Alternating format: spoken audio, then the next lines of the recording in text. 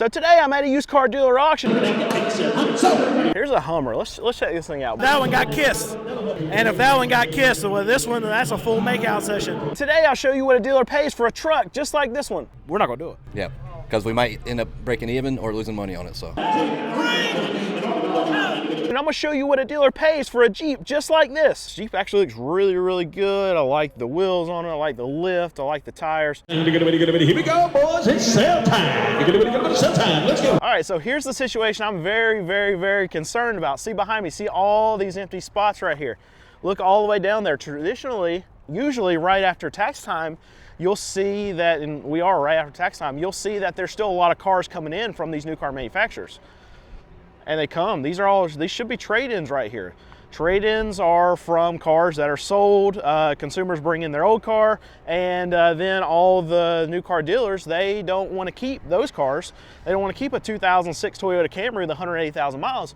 So they bring it to the auction to sell it to a small used car dealer like me. This is my concern. This is my greatest worry for my business and for just the used car market in general. All right, let's check this thing out. It's a F-150. It's a 2019. It's got 119,000 miles, and this one's a F-150. It's an XLT. See it right there. Wheels look good, tires look good, outside body looks good. Got a camber shell. I never liked the camber shells, but that adds value for someone.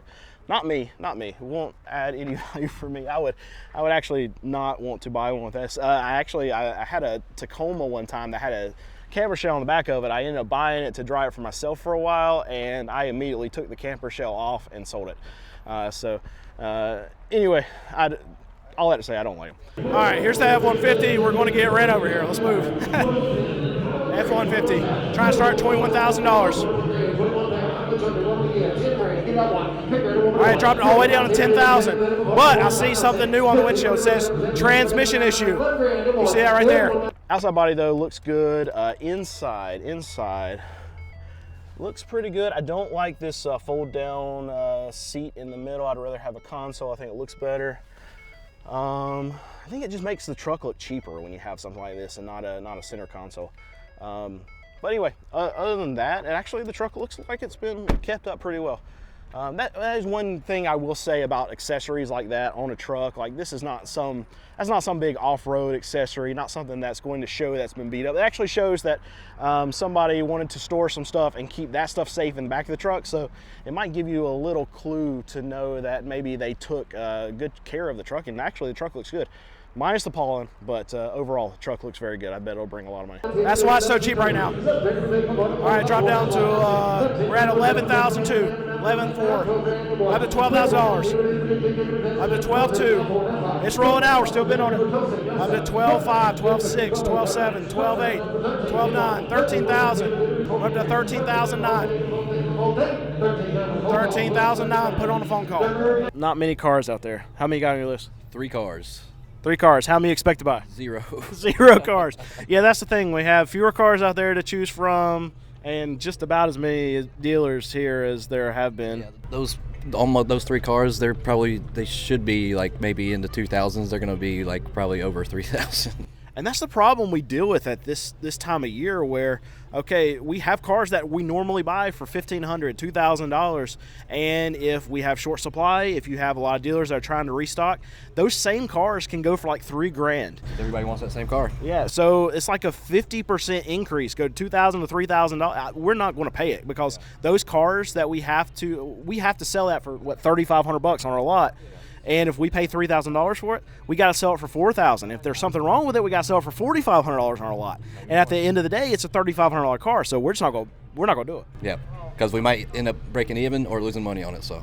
Yeah, and a month from now, when we have to continuously lower our prices, then we're going to have cheaper cars that are coming into our lot then because the prices drop after tax time, and we don't want the old inventory competing with the new inventory that's cheaper, and it makes no sense for us to buy stuff that's going to be too much now because we know in a month and a half from now, when the new inventory comes in, we'll have to cut that stuff so much that we're going to end up breaking even or losing money on it, and if we break even, we're still losing money because we're going to have time in it. Correct. Yeah. We have tariffs now. They've been signed in, and there's going to start. And here's the thing. car prices, new car prices, are going to get more expensive. At least the manufacturers are going to try to make them more expensive. Whether or not they're going to be able to, whether or not they have the pricing power to do that, maybe some brands do, maybe some brands don't, but either way, prices are going to go up, and that means fewer sales at these new car dealers. What does that mean for me? That means more of this right here. It's already bad right now. There are already fewer cars at auction. And this is what I want to stress. This is right after tax time. This is right after spring selling season. We're in the midst of it right now. This lot should be full of trade-ins, and it's not. I'm very, very worried about this. For my business, it's going to hurt me big time. Because if you only have this amount of vehicles at the auction, well, there aren't fewer dealers out there right now that are trying to buy cars. So that means supply is way down. Demand's still exactly where it was for used car dealers like myself. So that means prices going up for us.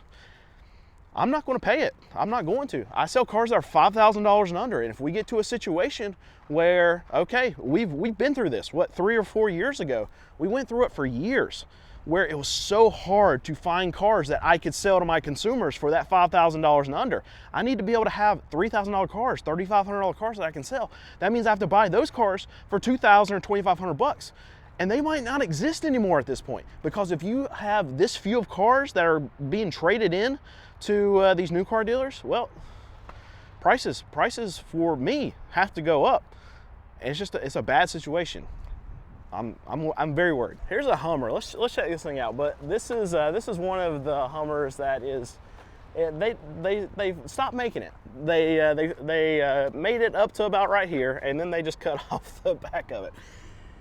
I think this was one of the worst decisions. Like, look how short and frumpy it looks. It looks like a child's toy, right? I think my son has a Lego set that he built on his own that looks exactly like this.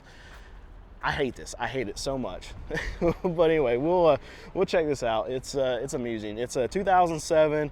It's a H2. It's got 170,000 miles on it. It's been cleaned up, but the tires, I mean, it's going to need new tires. These things are shot. Rims look okay, I guess. It's just, this thing's so ugly. It's so ugly. And they're supposed to be made to be like big, tanky kind of things, but it's just short and squatty. All right, here's that frumpy looking Hummer. All right, trying to start at $15,000. No bids, no bids. Drop down to $14,500, still no bids. It says it's a gas simmer. Drop down to $14,000, still no bids. Drop down to $13,000, still no bids.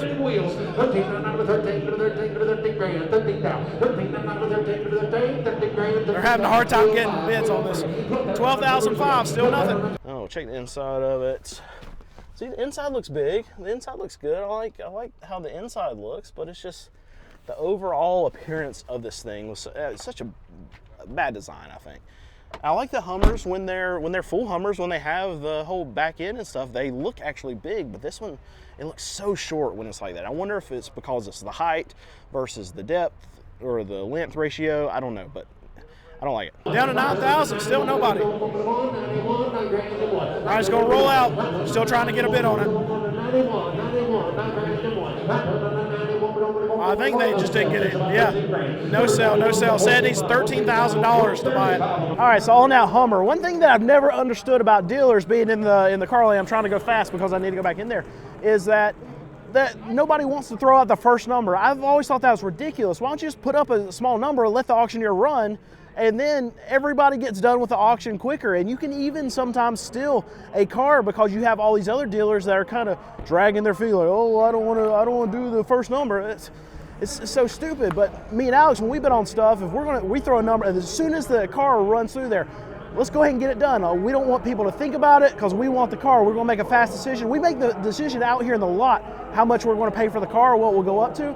So if there's a car that we want to pay $2,500 for, we're probably starting at $1,000. We want to start lower. And what happens is, in a lot of cases, because other dealers are dragging their feet, well, sometimes that car can roll out and other dealers don't even know that the first number has even been thrown up. And a lot of times we can go in and actually steal cars with one bid because other dealers are just dragging their feet. They're not wanting to throw out the first number. They're thinking that somebody else is going to do it. Well, we do it as soon as the car rolls in there, and I think that's a smart way to do it. Also, it just saves a lot of time. Why you want to just put the number up? Stop dragging your feet. Let's check this thing out. This Jeep actually looks really, really good. I like the wheels on it. I like the lift. I like the tires. It's a 2014. It's got 135,000 miles. It's a Sahara. Outside body actually looks good. It doesn't look like it was beat up too much. A lot of times you'll get these Jeeps, especially if they've been lifted, they have bigger tires on them, they've been run through the woods, you'll see scratches, dents, things like this. But this looks like a lifted grocery getter is what has happened to this Jeep. You look at the frame, little to no rust. Actually, I think no rust. So this one's actually, this should bring quite a bit of money. There's a little bit of crust right there. You see that? But the frame looks good. Anyway, so I'm very curious to see what this brings. Let's check the inside of it. All right, here's the Jeep. Trying to start at $14,500. No bids. Drop it down $10,000. 10-1, 10-2, 10-3, 10-4, up to $11,000. All right, inside. Seats look good. Man, this is one of the best looking Jeeps I've actually ever seen. You know what? No, I don't need to buy anything. I don't need to buy anything for me. We need to buy stuff for our car lot, but not for me. Do I need a Jeep? This thing is nice. Okay. Anyway, we're going to check it and see what a dealer is going to pay for this. 2014 Sahara. I said that word. Sahara. There you go. 135,000 miles. Up to 11.2, 11.3, 11.3, 11.3, 11.4. All right, it's rolling out. We still got bids. Up to 11,300. I think that's where we're at. All right, put on a phone call. One other thing that can actually play into the lack of cars that this auction is having is because, okay, last week prices were very elevated because there were a lot of dealers that were trying to restock their inventory post-tax time, right? So traditionally throughout the year, you'll have some if bids, some no sales that happen at the auctions. No sale means it just doesn't bring the amount of money the seller wanted, so they just run it again the next week. Or you have an if bid or a phone call, and that means that, okay, the money, the reserve wasn't met. The amount of money that the dealership wanted that was selling the car, well, it didn't go up to that, but they can still try to negotiate after the sale is done, try to get the deal done. And I would imagine that's probably what happened with a lot of cars last week where we didn't have a ton of no sales. I remember hearing about a lot of if bids that went through, but they probably got those deals done because the buying dealers were the ones that actually needed a lot of the cars. So even if the selling dealers, the franchise dealers that brought the trade-ins, even if they wanted more than what the independent dealers like myself were willing to pay in lane, well, if it was only $500 more or something like that, and that's usually the case, then the buying dealers, the independent dealers like myself, are probably more willing at this given time to pay a little bit more just to have the inventory on their lot. So that's probably another situation that we're seeing happen out here. And I hope that's more of the case than the lack of inventory coming from these new car dealers, because that's something that can stick in the market, whereas tax time is going to be very short-lived. But all of these spaces, that the no sales and the if bids not happening and the sales actually happening last week, that's not going to account for all of these empty spaces that we're seeing right now, and that's what worries me more. Good for the auction to be able to move through those cars last week, but just like used car dealers like myself, they need inventory to make money. So if new car dealers aren't selling a lot of cars, they're not getting trade-ins, and the auctions are also taking a big hit, because the only way these auctions make money is off buy fees and sell fees. And when transactions happen, if you have fewer transactions because you have fewer cars, well, that's a setup for some weakness happening at a lot of these auctions, and it's just something interesting for us to keep watching as time goes on, as tariffs come in the system, as prices fluctuate, whether it be for just seasonality of the car market, or if these tariffs really make price increases happen on the new car side and on the upper end of the used car side. All right, let's check this Volvo. It's a 2016. It's got 153,000 miles on it. Body on it looks good. Tons and tons and tons of pollen, especially black cars. I have a black car that I drive every day, and it's green now, and that's just what North Carolina pollen is. It's XC90. Looks good, no dents, no ding. Oh, we got a little door hit right here. See, I don't know if you can see it right there, but also a line right there. Anyway, just remember that whenever it's going through. That should take some money off. That's something that can be fixed. It's just, I mean, all this stuff, there's no little ding right here. All that costs money for the dealer who was buying it. All right, here's the 2016 Volvo. Dropped it all the way down 6,000. Yeah. All right, inside seats look good. Little scrapage right there. I'm not going to even open up those seats, but I'm sure they're fine. The car looks pretty good. Anyway, we'll check it, see what somebody will pay for it. Oh, nope, dropped it to 5,000, 5,000. We got money coming in. All right, now we're up to 6,000. 66, 67. Oh, no, we got 6,600, 6,600. It's already gone, still bidding on it. 67, 67, 6,800. All right, 69, 7,000. Every time he throws his hand up and it goes down, that's a bid. We're up to 7,600. That fist means he's got highest bid. We got 7,600 and they sold it. Didn't check it outside, but here's a Toyota Camry. We'll see what it brings. Oh, this one has a transmission slip. All right, so 2012, it's got 121,000 miles. Bad transmission, they said on this one. Got 4,000 on it. Got 46, 4,700. We got 4,600, 4,600, 4,700 now. Remember, transmission's bad. 4,800. It's way out. We're still bidding on it. Up to 4,900, up to 5,000. Got 5,000. Sold, 5,000.